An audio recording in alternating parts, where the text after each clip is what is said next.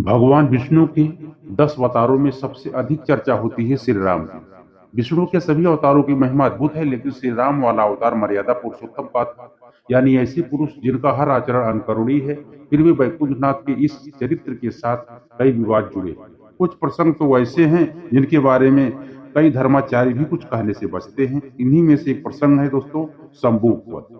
इसका जुड़ा सबसे विवादास्पद प्रश्न है, क्या राम ने शूद्र होने के कारण शंबुक की हत्या की थी? तो नमस्कार दोस्तों, हमारे मोटिवेशनल आर के ब्लॉग चैनल में आप सभी का बहुत बहुत स्वागत है। तो दोस्तों, आज शंबुक वध के बारे में हम आइए विस्तार से चर्चा करते हैं। तो यह विवाद क्या है दोस्तों, इसके बारे में हम जानेंगे। और रामायण में क्या लिखा है, शास्त्रों के जानकारों का क्या कहना है।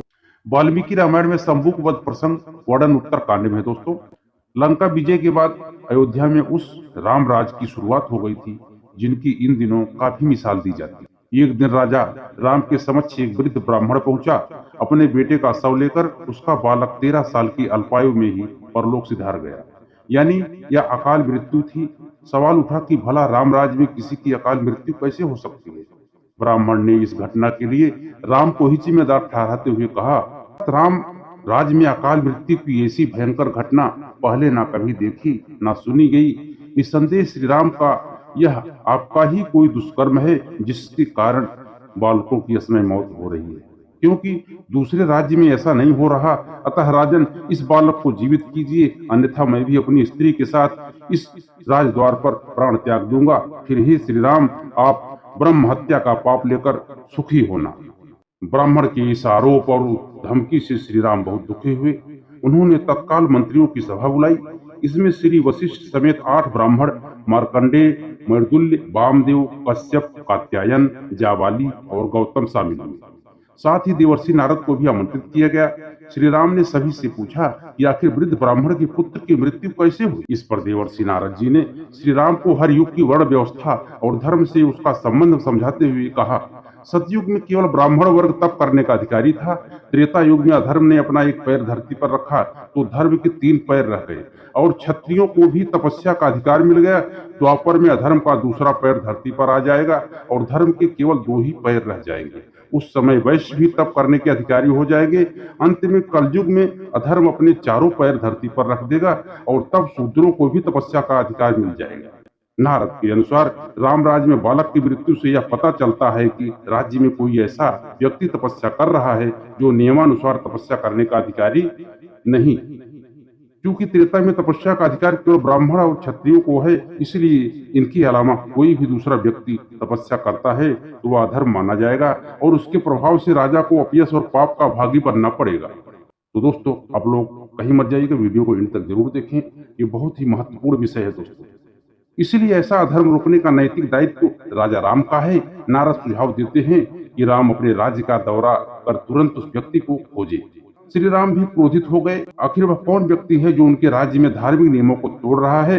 जब वह दक्षिण दिशा में गए तो उन्हें शैवाल पर्वत पर एक तपस्वी दिखा जो उल्टा लटक कर तपस्या कर रहा था। दोस्तों, प्रभु श्री राम ने उससे उसका वर्ण और तपस्या करने का प्रयोजन पूछा। उस तपस्वी ने कहा, मेरा नाम शंबुक है और मैं शूद्र हूँ। मैं सशरीर स्वर्ग लोक जाना चाहता हूँ, इसीलिए मैं ऐसा तपस्या कर रहा हूँ देवत्व प्राप्त करने के लिए। शंबुक के इतना कहते ही श्री राम ने म्यान से तलवार खींची और उसकी गर्दन काट दी। शंबुक वध के बाद देवताओं ने श्री राम की महिमा का गान किया और ब्राह्मण के मृत बालक को पुनः जीवित कर दिया। यह तो रही रामायण में वर्णित शंबुक वध की कथा। दोस्तों, आइए अब जानते हैं कि प्रसंग पर दलित चिंतक क्या सोचते हैं। सुनील का मानना है कि अगर रामायण का यह प्रसंग यही है तो फिर रामराज सबसे आदर्श शासन नहीं हो सकता जिसकी आज वकालत की जा रही है। आज क्या हमें उस देवता या धर्म से अनुराग हो सकेगा जिसने हमें 3 युगों तक खुद से दूर रखा? क्या सिर्फ शूद्र होने के कारण किसी की पूजा पाठ वंचित कर देना चाहिए? उसका जाति उत्पीड़न नहीं, हमारा वर्ण पूछकर हमें मारा गया। आज यदि कलयुग में शूद्र वर्ण के कुछ लोग सनातन धर्म के विरोधी बन गए हैं तो इसके पीछे शंबुक वध जैसी प्रसंग ही है। अगर यह सही है तो हम इसकी निंदा करते हैं। अगर गलती से धर्म ग्रंथों से जुड़ा है तो इसे हटाने की मांग करते हैं। दलित समाज के आरोपों पर धर्म गुरुओं का क्या कहना है दोस्तों, आइए जानते हैं।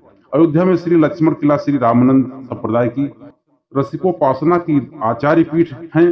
हमने लक्ष्मण किलाधीश महंत मैथिली शरण जी से महाराज के सामने सुनील गहलोत और उनके जैसे लोगों के शंबुक वध पर उठाए जा रहे सवालों को रखा। मैथिली शरण महाराज का कहना है, शंभू का वध शूद्र होने की वजह से नहीं बल्कि नियम तोड़ने से किया गया। इस तरह तो भगवान श्री राम ने रावण को भी मारा था, तो क्या वे ब्राह्मण द्रोही कहलाएंगे? राम ने सिर्फ शूद्र शंभूक का वध किया, किंतु रावण का तो पूरा कुल ही नष्ट कर दिया गया। शंभूक संविधान भंग करने का दोषी था, इसके लिए जो दंड विधान उचित था वह दिया गया। स्वामी रामशंकर एक दशक से राम कथा यह कह रहे हैं। शंभूक वध के बारे में वह कहते हैं, राम आस्था का विषय है। राम में जिसकी आस्था होगी, क्या वह इस बात पर यकीन कर सकता है कि राम किसी की हत्या कर सकते हैं? वर्ण के कारण राम सबरी के दिए बेर खाते हैं, तो वह शूद्र विरोधी कैसे हुए? सबरी के बारे में तो वाल्मीकि मुनि भी लिखते हैं कि वह सिद्ध जनों से सम्मानित तपस्विनी थी। इसका तो यही मतलब हुआ कि शूद्रों को भी रामायण काल में तपस्या करने पर रोक नहीं थी। कुमार विश्वास का मानना है कि रामायण के उत्तरकांड की भाषा वाल्मीकि की भाषा है ही नहीं। शंभूक वध प्रसंग कभी था ही नहीं। इसके बाद में जो जोड़ा गया वह कहते हैं, वाल्मीकि ने तो रामायण को युद्धकांड पर ही समाप्त कर दिया था। महर्षि वाल्मीकि ने लिखा और इस प्रकार राजा राम ने 11,000 वर्षों तक राज किया। जब उन्होंने कथा यही समाप्त कर दी तो फिर शंभूक वध की बात कहां से आई? शंभूक वध और सीता का परित्याग, ये दो कहानियां राम को दलित, आदिवासियों और स्त्रियों को विरोधी दिखाने के लिए रची गई हैं। तो दोस्तों, ये थी कहानी जो हमने आपको बताया। इसलिए दोस्तों आपसे अनुरोध है कि धर्मशास्त्रों में लिखे किसी भी श्लोक या प्रसंग का उसमें शाब्दिक अर्थ न लेकर उसमें छिपे हुए गूढ़ अर्थ को समझिए, यही उचित है और प्रासंगिक भी। उपरोक्त से यह भी स्पष्ट है कि सृष्टि के प्रारंभ में सभी ब्राह्मण थे तथा अपने आचार एवं विचारों से क्षत्रिय, वैश्य और शूद्र में विभाजित हो गए। इसी प्रकार शंभूक वध प्रसंग को भगवान राम द्वारा एक वर्ण विशेष पर की हुई अत्याचार के रूप में न देखकर अधर्म का नाश तथा धर्म की रक्षा के रूप में देखिए, यही निहितार्थ है।